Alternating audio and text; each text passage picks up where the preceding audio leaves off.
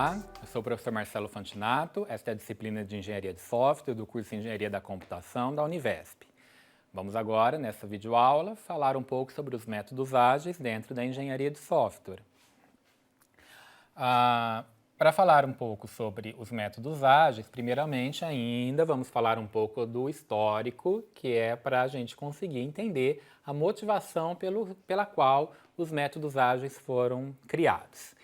Esse histórico, né, ele começa lá na década de 60, na década de 70, com o que ficou conhecido como a crise do software. Vocês provavelmente não ouviram falar, mas existiu a crise do software. Basicamente, quando o software começou a ser desenvolvido, né, aqueles computadores muito antigos, muito grandes, com baixo poder de processamento, e aqueles softwares também muito limitados, né, aqueles softwares puramente técnicos, ainda não eram sistemas de informação, mas enfim, começou-se a desenvolver software, as pessoas não eram engenheiros de software, não eram pessoas especializadas no desenvolvimento de software, e já começou a ter problema com o desenvolvimento de software lá naquela época. Problemas com orçamento que não eram cumpridos, já existiam empresas dependendo de software naquele momento, empresas que desenvolviam software e já não cumpriam o orçamento, já não cumpriam prazo, já não cumpriam qualidade, já não cumpriam os requisitos e já tinham problema com a manutenibilidade, ou seja, depois que o software estava pronto, se você tivesse que fazer alguma alteração, já tinha dificuldade de fazer a alteração, entre outros problemas que nós conhecemos hoje. E isso, então, ficou conhecido como a crise de software. Foi quando foi criado a ideia da engenharia de software. Ainda nesse período aqui, final desse período aqui, um grupo de pessoas, de praticantes do desenvolvimento de software, se reuniu e pensou, nós precisamos botar ordem na casa. E aí pensaram, se existem outras áreas tecnológicas que fazem o seu trabalho de forma sistemática e que isso é chamado de engenharia, nós precisamos fazer isso também na área de desenvolvimento de software. Por isso foi cunhado e passou-se a usar o termo engenharia de software, que hoje nós costumamos chamar da engenharia de software tradicional, mas na época era simplesmente engenharia de software. Então a ideia era, olha, vamos fazer um planejamento cuidadoso. Se faz isso em outras engenharias, por que não em software? Vamos cuidar de qualidade. A gente precisa pensar de uma forma formal, sistemática, com qualidade. Vamos pensar em métodos, não vamos fazer a coisa assim, sem mais nem menos, senta no computador e programa. A gente precisa pensar, ter métodos de análise e design. Ferramentas que apoiem, né? No caso, ferramentas computacionais que apoiem. Foi aí que surgiu o termo ferramentas case, que são usadas até hoje, que é a engenharia de software apoiada por computador. O próprio computador ajudando a desenvolver software. Software que ajude a desenvolver software. E também ter um processo de desenvolvimento de software rigoroso e controlado. Então percebam que você ter um modelo, um processo de desenvolvimento de software rigoroso e controlado foi para resolver um problema, não foi para criar um problema.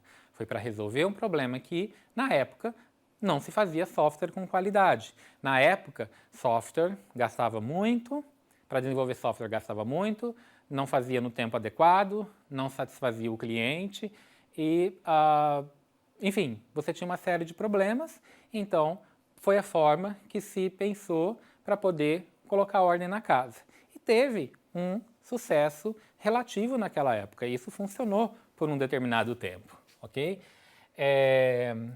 Então, isso funcionou principalmente porque houve uma série de sistemas que eram de grande porte, eram sistemas críticos, por exemplo, sistemas aeroespaciais para o governo, então sistemas militares, né, pensando principalmente, por exemplo, governo dos Estados Unidos, NASA, por exemplo, sistemas que eram para durar por bastante tempo, então valia a pena você gastar tempo, se planejar bem, fazer uma coisa com bastante qualidade, sistemas que por isso você precisava que ele pudesse ser fácil de manter, porque ele ia durar por bastante tempo. Então imagina um sistema bancário que você não pode ficar mudando a todo momento, ele é para ficar lá por muito tempo funcionando.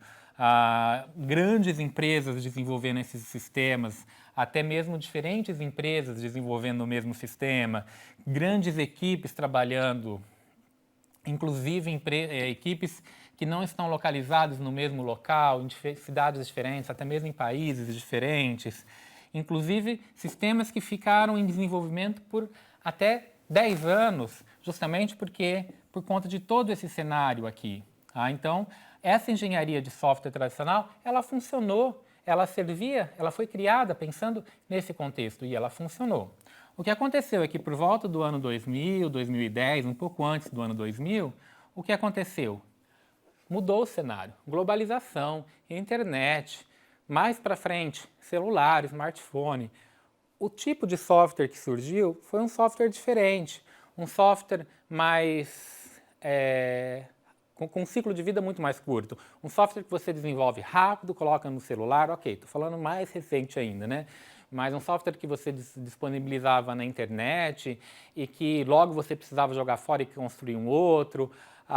Enfim, são softwares mais efêmeros, que você tem um ciclo de vida muito rápido. O mercado muda muito rápido, o mercado é muito dinâmico, você precisa rapidamente alterá-lo ou até mesmo substituí-lo. Então, os softwares são menores, as empresas que desenvolvem são menores.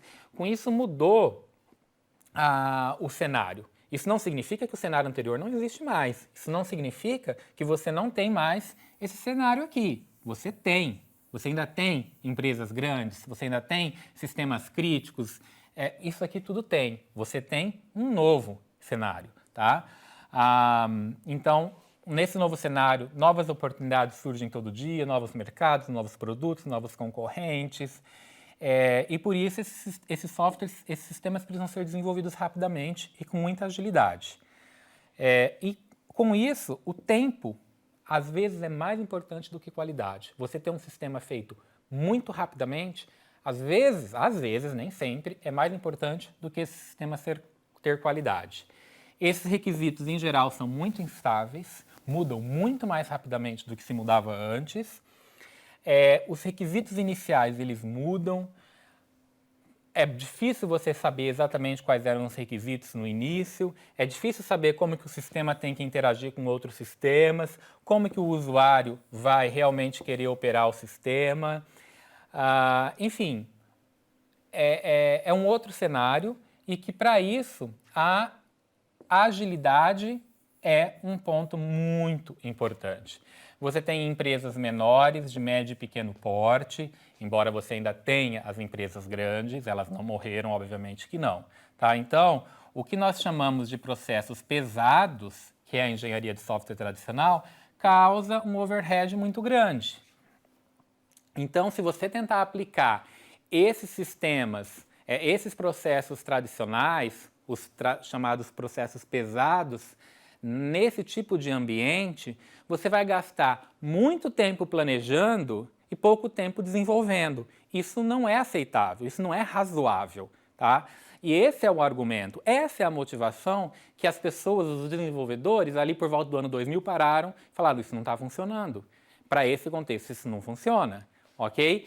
Então, ainda ali no final da década de 90, os desenvolvedores propuseram os processos mais leves, para contrabalancear o que foi chamado dos processos pesados. E eles ficaram, então, chamados de métodos ágeis. Então, basicamente, o divisor de águas foi em 2001, com o chamado Manifesto Ágil, que é o que está reproduzido, traduzido para o português, aqui. Então, esse foi o Manifesto Ágil, assinado por um conjunto de desenvolvedores. Dizia, estamos descobrindo maneiras melhores de desenvolver software, fazendo nós mesmos e ajudando outros a fazerem o mesmo. Através deste trabalho, passamos a valorizar indivíduos e interações, mais do que processos e ferramentas. mas é valorizar. E não é tratar apenas isso e parar de tratar isso. Então, um erro que é muito comum você perceber quando você fala com defensores atuais de métodos ágeis é: esquece processo, esquece ferramenta, porque só tem que tratar indivíduo e interação. O mesmo vale para os 4 aqui. Tá? Na verdade, isso não é verdade.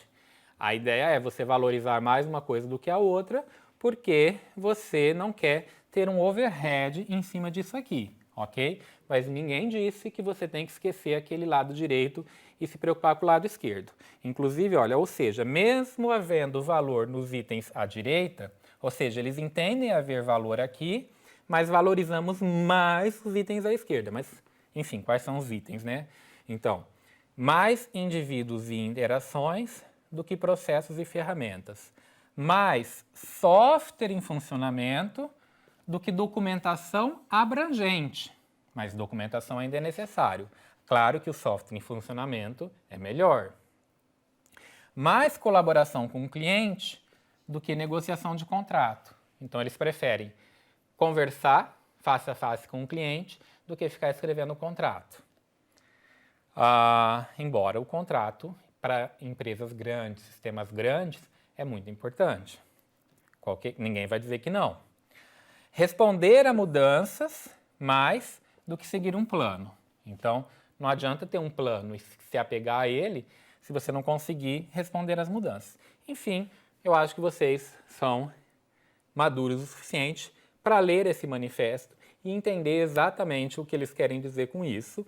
E é importante que vocês consigam entender e não se apegar apenas à parte que parece ser mais interessante, do tipo, muito mais legal a gente fazer só isso e esquecer da parte chata. Porque, convenhamos, é uma parte chata, burocrática, mas, em geral, ela é necessária. Bom, exemplos. Vocês já devem ter ouvido falar desses exemplos, né? O que a gente está mais em voga atualmente é o Scrum, mas ele é mais voltado para gestão do projeto, menos técnico, mas também tem uma parte técnica, mas é mais a gestão do projeto. Um pouco mais técnico, talvez, é o XP, o Extreme Programming, ou a programação extrema. Também um pouco técnico. Eles misturam muito parte técnica e a parte de gestão, mas uma parte também um pouco bastante conhecido é o TDD, que é o Test Driven Development, desenvolvimento orientado a teste. Esses 3, eu tenho quase certeza que eu posso afirmar que são os mais conhecidos, os mais usados atualmente. Mas outros surgiram, pelo menos no Brasil, eu acho que eles não são tão usados, pelo menos na percepção que eu tenho e nas leituras que eu faço, e com as pessoas que eu converso. Na próxima aula, eu vou falar um pouco sobre o XP e um pouco menos sobre o Scrum, e no material que eu vou deixar de leitura para vocês é falado sobre os dois. Bom, e ainda um pouco sobre os princípios gerais de métodos ágeis, que em teoria todos esses deveriam seguir. Nós temos principalmente o que todos eles deveriam seguir: o envolvimento com o cliente, uma entrega incremental, pessoas e não processos, aceitar mudança e manter a simplicidade. É muito baseado em você tratar essa parte da esquerda aqui e não a da direita, principalmente, tá? Então, olha só, envolvimento do cliente. Os clientes devem estar intimamente envolvidos no processo de desenvolvimento, ou seja, o cliente tem que estar sempre ali, ou quase sempre ligado com a equipe de desenvolvimento.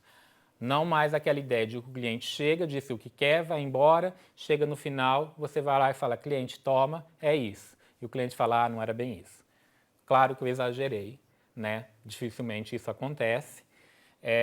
E aí eles exageram para o outro lado, dizendo, quem trabalha, defende muito métodos ágeis, exagera para o outro lado, quer que o cliente fica 8 horas por dia trabalhando junto com vocês. Então, nenhum dos dois exageros funciona. E é claro que a gente precisa sempre de um meio termo razoável. Claro que métodos ágeis vai pedir um pouco mais de envolvimento do cliente do que a engenharia tradicional pede e consegue, até porque senão a gente vai dizer que ambos são a mesma coisa, e claro que não são a mesma coisa. Mas enfim, aqui então a gente quer um envolvimento maior com o cliente. Entrega incremental. O software é desenvolvido em incrementos com o cliente, especificando os requisitos para serem incluídos em cada um. O RUP que eu mostrei para vocês já prega isso também. O RUP já é baseado em outros modelos que já pregavam isso também, mas os métodos ágeis tentam levar isso ao extremo. Então a diferença é basicamente isso. Métodos ágeis tentam fazer incrementos ainda mais rapidamente. Se o RUP pensa em incrementos a cada 2, 3 meses, os métodos ágeis pensam em incrementos a cada 1, 2 semanas. Então, basicamente, essa é a diferença. Agora, a ideia de incrementos já existia antes. Ok? Então, percebam que os métodos ágeis, na verdade, o que eles estão tentando fazer é levar ao extremo ideias que já existiam antes. Não são ideias basicamente novas. Então, pessoas e não processos. Habilidades da equipe de desenvolvimento devem ser reconhecidas e exploradas. Membros da equipe devem desenvolver suas próprias maneiras de trabalhar, sem processos prescritivos. Bom, desenvolver habilidades, ninguém vai dizer que a gente, na engenharia de software tradicional, não quer desenvolver e reconhecer habilidades da equipe. Talvez, enfim, não dá para dizer que não. Agora aqui tudo bem, membros da equipe devem desenvolver suas próprias maneiras de trabalhar, sem processos prescritivos, você está dando uma liberdade maior para eles trabalharem. E na engenharia de software tradicional, sim, é fato, busca-se que se trabalhe de uma forma mais sistemática, mas existe uma série de argumentos para isso, no sentido de que empresas maiores, processos maiores, de sistemas mais críticos, pensando nesse tipo de cenário, você tem que ter um controle maior. Existem prós e contras, livros, artigos que estudam as duas coisas, pessoas, especialistas. Não temos tempo de discutir, nem é objetivo aqui a gente trabalhar esses dois lados. Okay? Aceitar mudanças. Deve-se ter em mente que os requisitos dos sistemas vão mudar. Por isso, projete o sistema de maneira a acomodar essas mudanças. Realmente, na engenharia de software tradicional, mudanças são um problema, embora tente-se trabalhar com elas lá também. De novo aqui, o objetivo é trabalhar de uma forma ainda melhor com essas mudanças. E manter a simplicidade. Focalize a simplicidade, tente ser o mais simples possível, tanto do software a ser desenvolvido, quanto do processo de desenvolvimento. A ideia é não complicar se você pode simplificar. Bom, mas há as críticas, há as limitações. É claro, existem uma série, inúmeros casos de sucesso com métodos ágeis. Embora também existam as críticas e as limitações. Como eu disse, sempre tem os dois lados. Algumas dificuldades, algumas limitações. O cliente, por definição, deve estar disposto e capaz de passar o tempo com a equipe de desenvolvimento. E existem clientes que querem trabalhar no método tradicional. Ele quer chegar e dizer, o que eu quero isso, isso, por favor, desenvolva, eu estou pagando. Ok? Faça. E ele, mas você tem que ter algum representante seu aqui. Não, é impossível. Enfim, ele pode não entrar em acordo com esse método de desenvolvimento. É um fato, existem relatos, ok? Talvez seja a minoria, mas existem relatos. O cliente deve ser capaz de representar todas as partes interessadas. Ok, que vá 1, 2 representantes do cliente trabalhar com a equipe de desenvolvimento, mas ele vai ser capaz de representar a organização como um todo que vai usar aquele software? Membros da equipe podem não ter a personalidade adequada. Uma pessoa que pensa de uma forma mais tradicional e trabalha no desenvolvimento de software, ela pode ter uma dificuldade em se adequar a essa nova forma, esse novo paradigma de desenvolvimento de software. Isso pode ser um problema, ela pode não se adequar. Enfim, existem formas de lidar com isso e de pensar a respeito disso. Só estou apontando aqui uma dificuldade, uma limitação, uma crítica relatada. E, como sempre, formas de lidar com isso existem, formas de pensar a respeito disso. A organização pode não ter a cultura adequada. A organização como um todo pode ser muito tradicional. A gerência, a alta gerência, a diretoria pode olhar para aquilo e falar assim, não, aqui isso não vai funcionar. Isso, por enquanto, aqui não. Vamos ter que... as pessoas que são entusiastas dessa ideia vai ter que ir comendo pelas bordas, vão ter que ir comendo pelas bordas. Priorizar mudanças pode ser extremamente difícil, principalmente se há muitas partes envolvidas. Manter simplicidade, que é um dos objetivos, um dos princípios, pode ser complicado. Às vezes é mais fácil deixar complicado do que simplificar. E uma coisa interessante, você pode ter dificuldade em negociações contratuais, porque às vezes, por exemplo, se você for desenvolver um software para um governo, você tem que deixar tudo claro, a especificação de uma forma muito completa através de um contrato. E isso não é previsto no método ágil. E também depende da maturidade dos desenvolvedores. Em geral, desenvolvedores júnior têm mais dificuldade em lidar com essa liberdade, com essa flexibilidade. Bom, enfim, comparando os dois, um método tradicional, que também é chamado baseado em plano, porque você tem que planejar muito, especificar muito, você tem então essa etapa intermediária de especificação, que você não tem no método ágil. Você basicamente levanta os requisitos de uma forma fácil e já vai projetar e implementar. Aqui, no método tradicional, você tem os requisitos, passa por uma atividade considerada pesada de especificação de requisitos, para depois você planejar e implementar.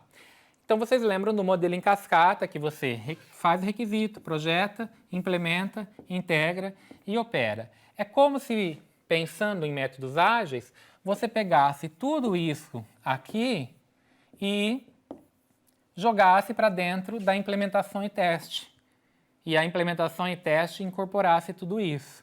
Você acaba, de uma certa forma, não tendo muito mais aquele papel formal de analista de requisitos, de projetista de banco de dados, de arquiteto de software, de projetista de interface, porque basicamente você vai ter desenvolvedor, implementador. Você vai ter a equipe de implementadores, de desenvolvedores, basicamente fazendo isso tudo de uma forma integrada e única. A ideia ela é muito parecida com isso, num nível mais abstrato. Bom, isso é uma visão bastante ampla, bastante geral, tentando mostrar a motivação, mostrar a evolução, por que as pessoas chegaram em propor os métodos ágeis, basicamente de uma forma muito simplificada, quando ela poderia ser usada, quando ela poderia não ser usada. Há controvérsias, há quem defende muito, há quem fique com o pé atrás, quem defende que em determinados cenários é a melhor solução, quem defende que em outros cenários não é apropriado, quem defende que sempre é apropriado, é só você aplicar da forma melhor em cada caso. Enfim, não foi meu objetivo aqui nem criticar demasiadamente, nem defender em todos os casos, mas apenas apresentar para aqueles que ainda não tinham tido um contato com a ideia de métodos ágeis, e aí fica a critério de vocês ler, procurar, entender e formar a opinião própria de cada um de vocês. Obrigado.